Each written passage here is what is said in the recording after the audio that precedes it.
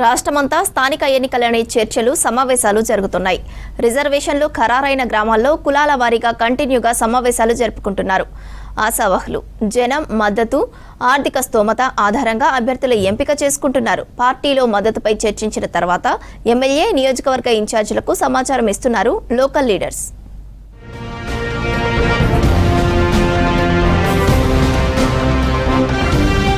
గ్రామాల్లో స్థానిక సంస్థల ఎన్నికల సందడి ఊపందుకుంది.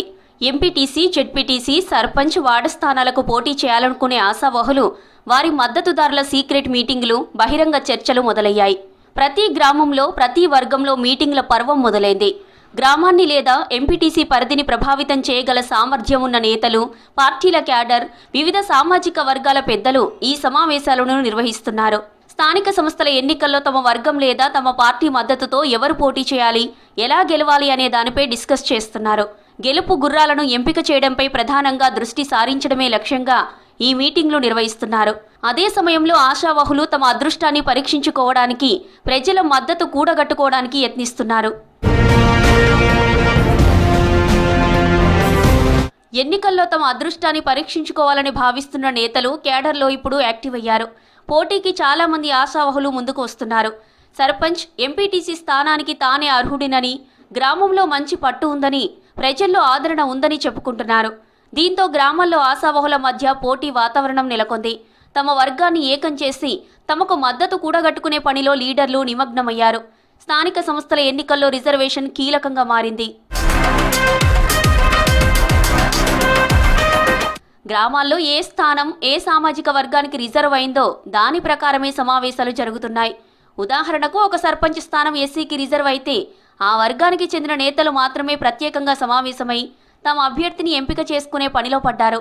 బీసీ రిజర్వేషన్ అయితే బీసీ వర్గాల పెద్దలు సమావేశమై తమలో అత్యంత బలమైన అభ్యర్థిని ఎంపిక చేసేందుకు చర్చలు జరుపుతున్నారు. దీంతో రిజర్వేషన్ ఆధారంగా సమీకరణలు మారుతున్నాయి. సమావేశాల్లో నాయకత్వం, ప్రజాదరణతో పాటు అభ్యర్థులు ఎంత ఖర్చు పెట్టుకోగలరనే అంశం కూడా ప్రధానంగా చర్చకు వస్తోంది. స్థానిక ఎన్నికల్లో గెలుపు అభ్యర్థి వ్యక్తిగత బలం, వర్గం మద్దతుతో పాటు ఆర్థిక వనరులపై కూడా ఆధారపడి ఉంటుందని అంచనా ఉంది.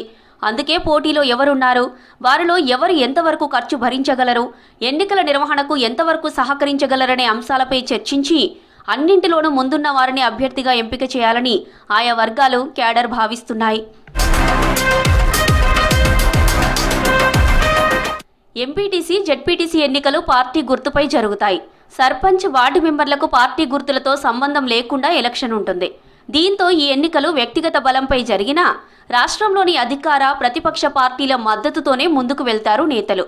గ్రామాల్లో ఇప్పుడు నిర్వహిస్తున్న సమావేశాల్లో ఎంపికైన అభ్యర్థికి ఏ పార్టీ మద్దతిస్తే గెలుపు అవకాశాలు మెరుగుపడతాయనే దానిపై చర్చించి తుది నిర్ణయం తీసుకుంటున్నారు.